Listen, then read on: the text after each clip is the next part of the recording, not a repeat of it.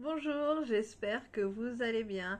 Alors pour ceux qui me suivent, désolé, je n'ai pas sorti de vidéo la semaine dernière, mais voilà, c'est pas toujours facile, on a une vie de famille, donc on fait pas toujours comme on veut, on fait comme on peut.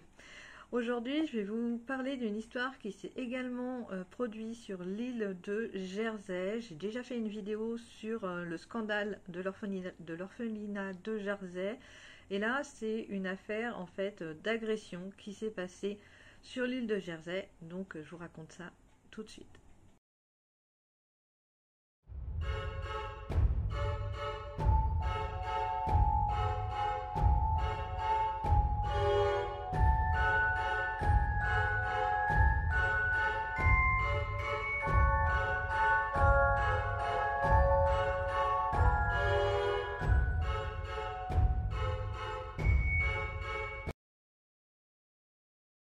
Alors, la bête de Jersey, comme elle a été surnommée, a commencé à sévir en 1957 et sera arrêtée dans les années 1970. On l'a donc surnommée la bête de Jersey pour sa façon de procéder au début de ses méfaits. Il a commencé à sévir donc en 1957. Un soir, une jeune fille attendait le bus, une jeune infirmière, quand tout d'un coup, un homme avec une sorte de capuche sur la tête l'agressa, la tira dans un champ, la viola et lui porta des coups qui lui valut de nombreux points de suture. Ce fut donc la première agression recensée d'Edward Pannell qui malheureusement s'ensuivra de 12 autres reconnus. Edward Pannell est né en 1925, c'est un homme qui à l'époque a 46 ans et qui travaille dans le bâtiment. C'est un homme bien connu sur l'île de Jersey et il n'est pas connu pour avoir réellement de casier judiciaire. La seule infraction qu'il ait faite, c'est lors de l'occupation allemande où il aurait volé de la nourriture pour sa famille. Il a juste été donc arrêté et emprisonné un mois.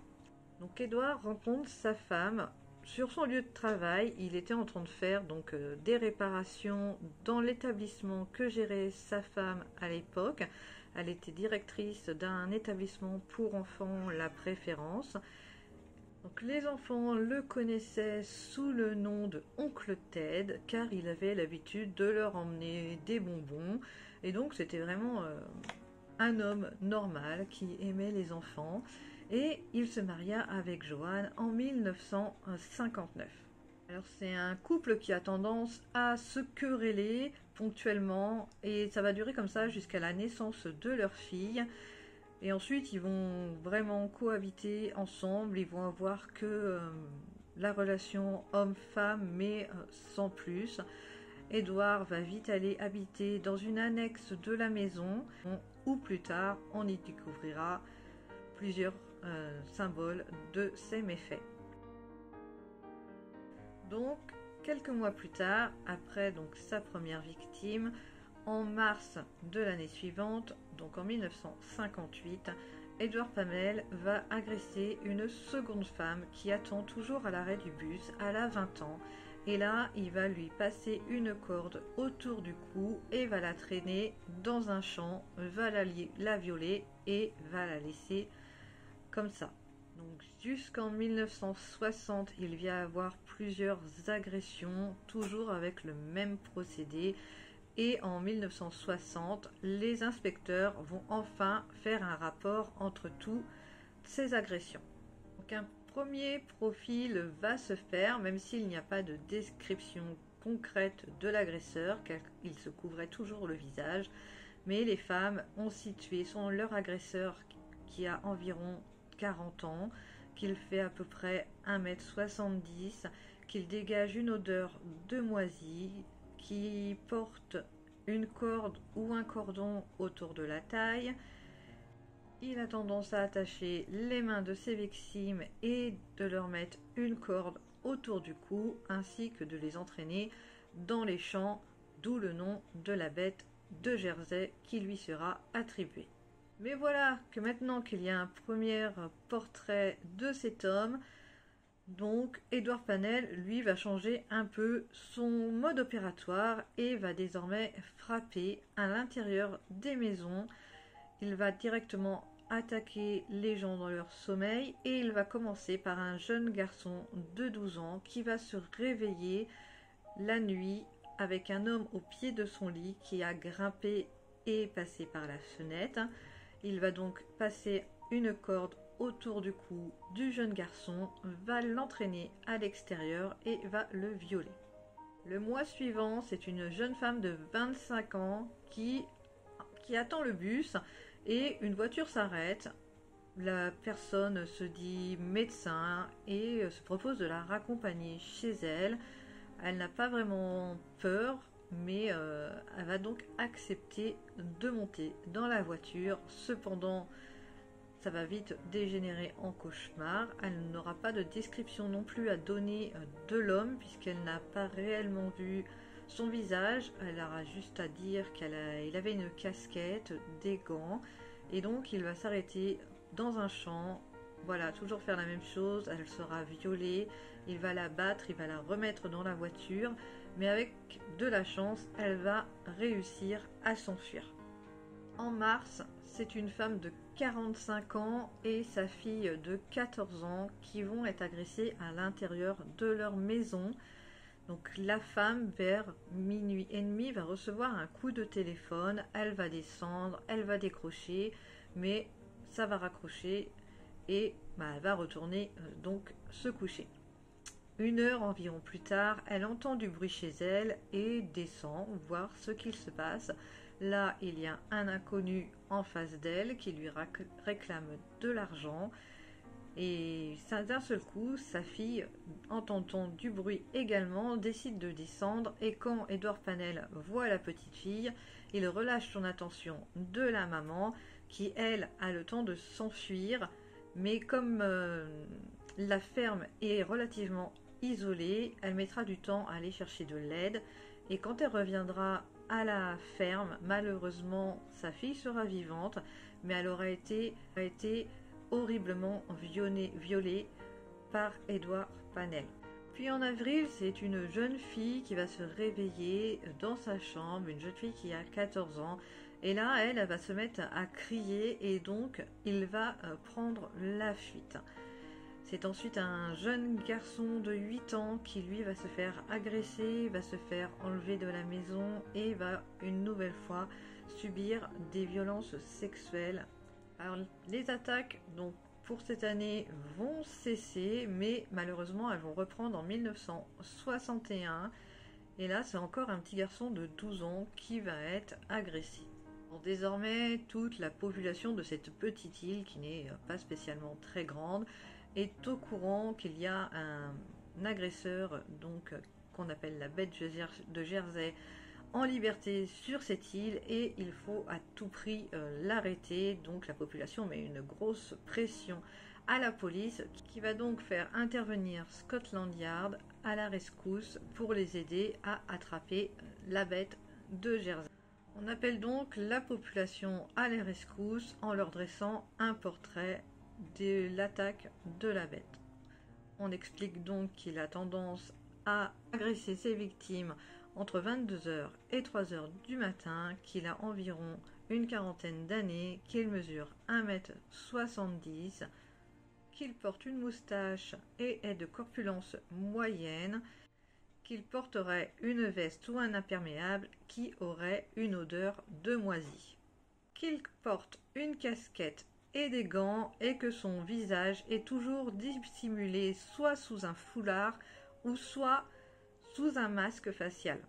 On explique qu'il a donc tendance à entrer par les fenêtres des maisons, que c'est quelqu'un qui est silencieux, qu'il bande donc les yeux de ses victimes et leur attache les mains avant de les faire sortir du domicile et de leur affliger des relations sexuelles non consenties, puis après il les laisse rentrer chez eux.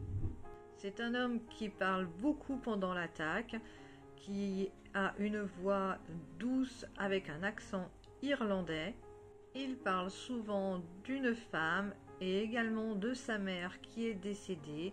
Il n'a pas peur de dire qu'il a déjà tué ou violé d'autres personnes. Il explique aussi qu'il a souvent laissé tomber soit des mégots, soit un briquet sur les lieux des agressions, mais à cette époque, il n'y a aucune analyse qui peut être faite.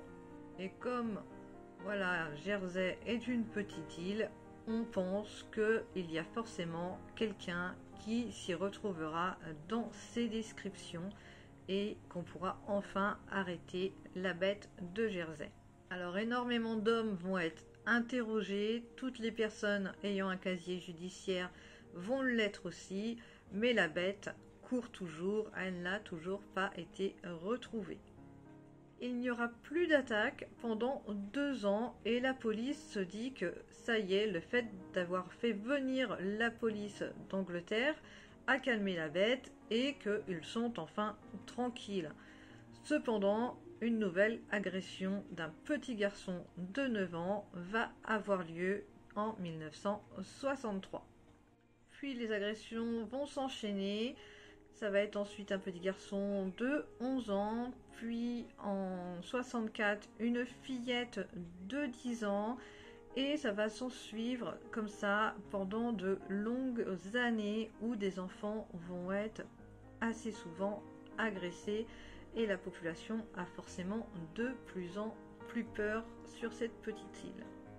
En 1966, Edward Pannell, prenant de plus en plus d'assurance, n'hésite pas à envoyer un courrier à la police. Voici ce qui était écrit. Mon cher monsieur, je pense que c'est juste le moment de te dire que tu perds juste ton temps, comme chaque fois que j'ai fait ce que j'ai toujours eu l'intention de faire, et de me souvenir que ça ne s'arrêtera pas là. Mais je serai juste envers toi et te donnerai une chance. Je n'ai jamais eu grand-chose de cette vie, mais j'ai l'intention d'obtenir tout ce que je peux maintenant. J'ai toujours voulu faire le crime parfait, je l'ai fait, mais cette fois, laissez la lune briller, très brillante en septembre, car cette fois, elle doit être parfaite. Non pas un, mais 2. Je ne suis pas un maniaque de loin, mais j'aime jouer avec vous. Vous aurez de mes nouvelles avant septembre, et je vous donnerai tous les indices, juste pour voir si tu peux m'attraper. Bien à vous. La police s'est posé la question si cette lettre venait donc de la bête ou non. Mais comme il y a eu une agression en août 66, ils en ont déduit que c'était effectivement la bête qui avait une nouvelle fois sévi, puisque le mode opératoire est toujours la même, sauf que cette fois, ils ont découvert des griffures parallèles sur le corps de la victime. Après cette attaque, il va y avoir une très longue durée après la suivante. La police de Jersey donc pensait une nouvelle fois être débarrassée de cette bête, même s'il ne l'avait pas arrêtée. Mais jusqu'en 1970, il n'y a plus eu d'attaque. Jusqu'en 1970, Edward Pannell n'a plus sévi jusqu'au jour où un petit garçon de 9 ans se réveille et voit un monstre au pied de son lit avec un visage recouvert de quelque chose qui est horrible. Il se fait sortir du lit, il se fait malheureusement violer, il est ramené dans sa chambre et là, Edward Pannell lui dit de ne surtout rien dire avant le lendemain matin, sinon il s'attaquera à sa famille. Le petit garçon s'exécute et c'est qu'à 8 h du matin qu'il donnera l'alerte à ses parents. On retrouvera donc tout le mode opératoire d'Edward Pannell. On saura donc qu'il est toujours vivant et qu'il a recommencé. Une nouvelle fois, on retrouvera des égratignures sur le corps du petit garçon, comme celle qui avait été retrouvée en 1966. Depuis la dernière agression, c'est de nouveau le calme plat jusqu'au 10 juillet 1971, alors que la patrouille de Jersey est en fonction et attend patiemment à un feu. ils voient une voiture rouler à grande vitesse. Ils vont se mettre donc à sa poursuite. Il va s'en suivre une course-poursuite réelle sur cette île. Les voitures vont rouler à contresens, ils vont prendre des petits chemins, ils vont vraiment aller très très très vite jusqu'au moment où ils vont rentrer dans une haie. À ce moment-là, Edward Pannell va sortir de la voiture, va essayer de s'enfuir, mais un policier va réussir à le rattraper, à le tacler, à le mettre au sol, et il va se débattre, mais sera donc arrêté. À ce moment-là, la police n'a pas encore conscience qu'ils ont arrêté la bête de Jersey, mais c'est une fois au poste, quand ils voient de la façon dont il est habillé, avec un imperméable qui sent le moisi, ils s'aperçoivent qu'il a des clous au niveau du manteau et des bracelets cloués aussi au niveau donc des mains. Et lorsqu'il enlève son imperméable, à l'intérieur il y retrouve une torche, de la corde, de ruban adhésif. Ils s'aperçoivent qu'il a une corde aussi autour de la taille. Ils font donc forcément le rapprochement avec la description de la bête de Jersey. Il y avait aussi une perruque, des gants, une casquette. Enfin voilà, ils avaient vraiment maintenant la certitude que c'était la bête qu'ils avaient arrêtée, et vraiment par coïncidence, puisque s'ils n'avaient pas grillé ce feu rouge, ils n'auraient probablement jamais été arrêtés, ou tout au moins pas tout de suite. Quand les inspecteurs l'interrogea, il dit que il partait ce soir-là pour une orgie et qu'il avait emprunté la voiture à un ami, mais c'était pas très très convaincant. Il ne répondit pas aux questions sur le fait d'avoir une perruque et du rouleau adhésif. La police le mit donc en cellule et alla inspecter sa maison. Dans l'annexe de Edward, ils découvrirent une pièce secrète et fut assez surpris de ce qu'ils trouvèrent à l'intérieur. Quand ils entrèrent dans cette pièce secrète, ils y découvrirent des vêtements suspendus au plafond qui avaient une mauvaise odeur. Ils y découvrirent un appareil photo et des photos de plusieurs maisons. Puis ils tombèrent sur un hôtel, puis sur des objets de magie noire, une collection de livres sur l'occulte. Enfin, cette pièce était vraiment très désagréable et vraiment très spéciale.